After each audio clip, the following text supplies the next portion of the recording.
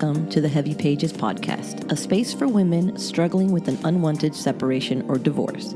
I'm Josie, your host, a separation survival coach, creator of the From Devastated to Divorce program, a mother of two, and a survivor of my own unwanted separation and divorce. My mission is to help you avoid some of the pitfalls that extended my journey of growth and healing, and to provide you with tips and tools that will help get you to a place of acceptance and empowerment. Because sometimes the pages of life can be heavy, but you don't have to turn them alone.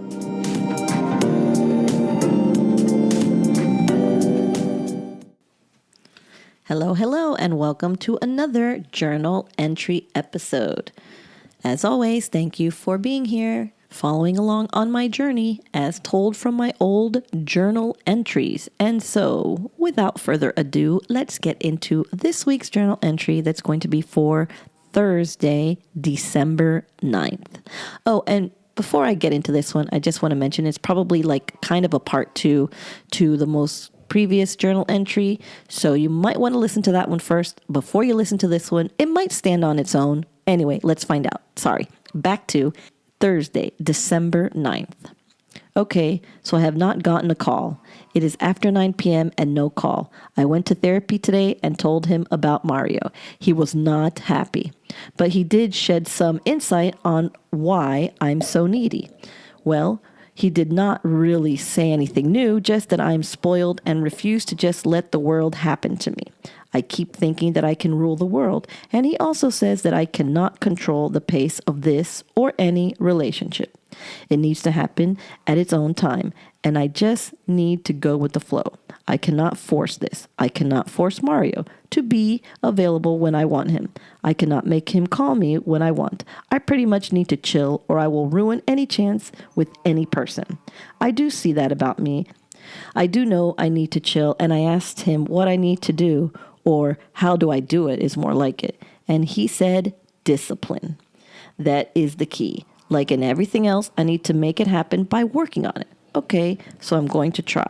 But he has not called me. So what does that mean? Is he over me? Is he still mad? I'm going to go call. Okay, screw it. I called him. Okay, I know I say this a lot, but man, I do not know what is up with this guy. At least we talked for 13 minutes this time, and that is a plus. Still, he does not call me. It is obvious that he will not be the one, and to top everything off, I have been wanting to hold out till Christmas, and now his mom is coming for Christmas and will be with him for Christmas till after New Year's. So I was hoping to have a good holiday with him, but it is clear that that is not going to happen. So I say forget him. This weekend I have plans with my friends, then I will be going to my sister's party, and then I will find something to do. Go to the movies with my mom or do more of my schoolwork. That is what I need to get done soon anyway. So I'm going to chill on him. I do not need to get hit with a hammer to get the point. Then again, maybe I do. Still, I feel like I am begging when I talk to him or call him, and I know that I deserve and am worth better than that. Anyway, I need to let it go the way it goes. From now on, and I mean this, I will fill my time with other things. I will not think or talk about him or anyone else. I will think about anything else. I will not wonder why or when he will call me. I am going to forget he exists. If things were meant to go further, they will have to do it without any help from me. I will not call him again. Did I already say this? Well, anyway, it's true. I will not. I'm going to make it as casual as he has. Maybe we will both be so casual that we never talk again. And you know what? I'm cool with that. Because I know that a relationship is work. I learned that. But trying to get a relationship started should not be.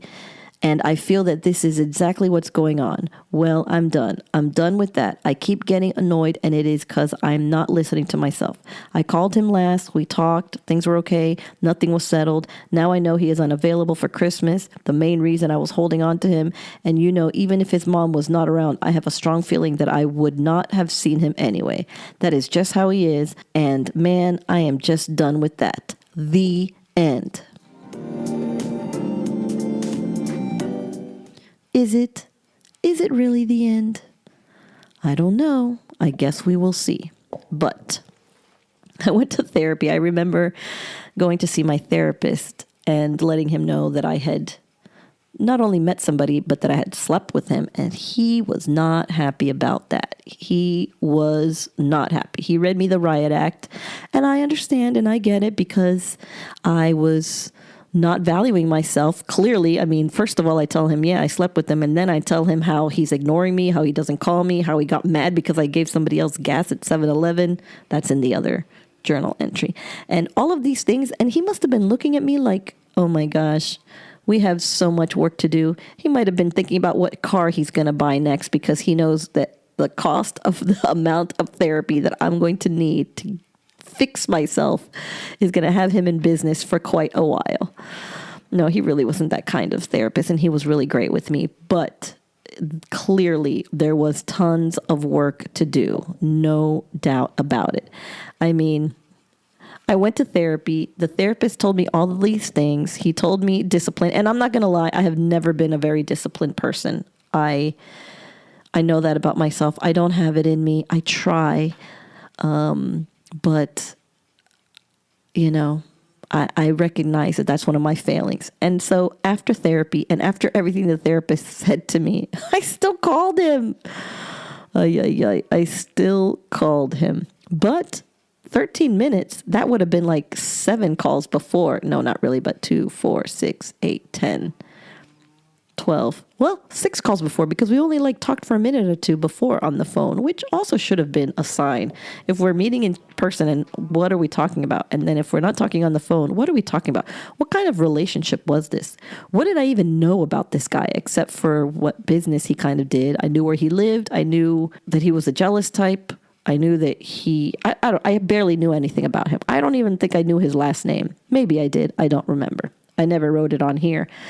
Anyway, I do know that, yes, it was holidays. I didn't want to be alone for the holidays. And I do know that that was a reason that I kept holding things on, because if I can at least have somebody for the holidays, and I'm glad that I recognized it there, that I'm holding on for the holidays so that I won't be alone on the holidays. But guess what?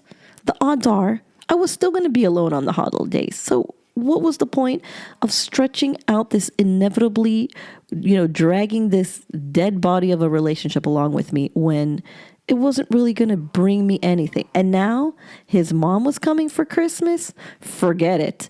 Nothing was going to happen then, because obviously we hung out at his place because I lived with my mother. And he's got his mother coming. I'm pretty sure that is the nail in the coffin of this pseudo relationship.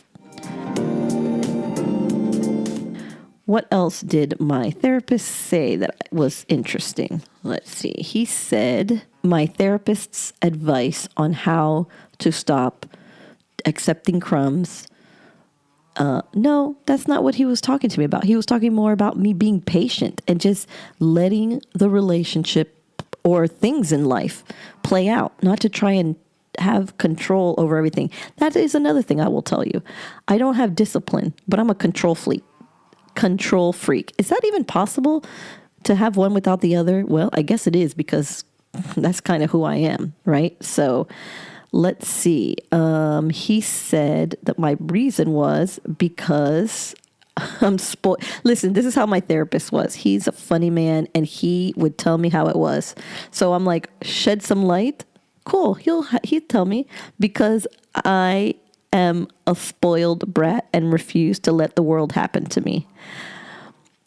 I'm not going to disagree on not so much the spoiled brat part, but the not letting the world happen to me part. I do feel like I said, my control freak issues. I'm a control freak about a lot of things. And so I don't let the world happen to me. I get that.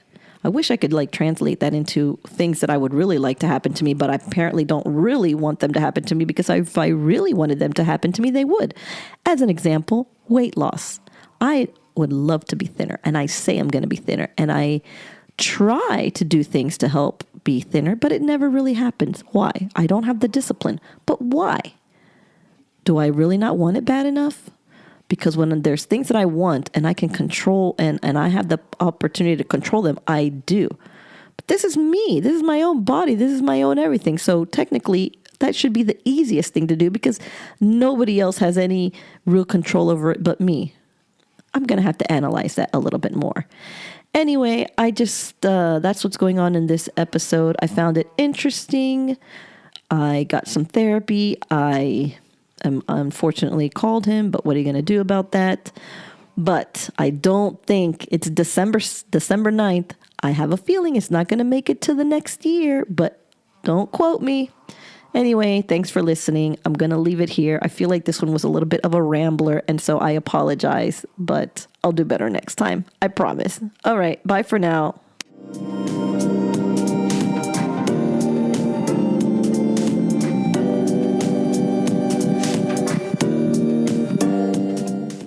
That's going to be it for this episode. If you'd like to reach out to me, you can always find me on Instagram at heavy_pages_podcast. And if you found this episode interesting, please consider clicking on that 5-star rating and following so you are notified when the next episode drops. As always, thank you for listening, and remember, sometimes the pages of life can be heavy, but you don't have to turn them alone.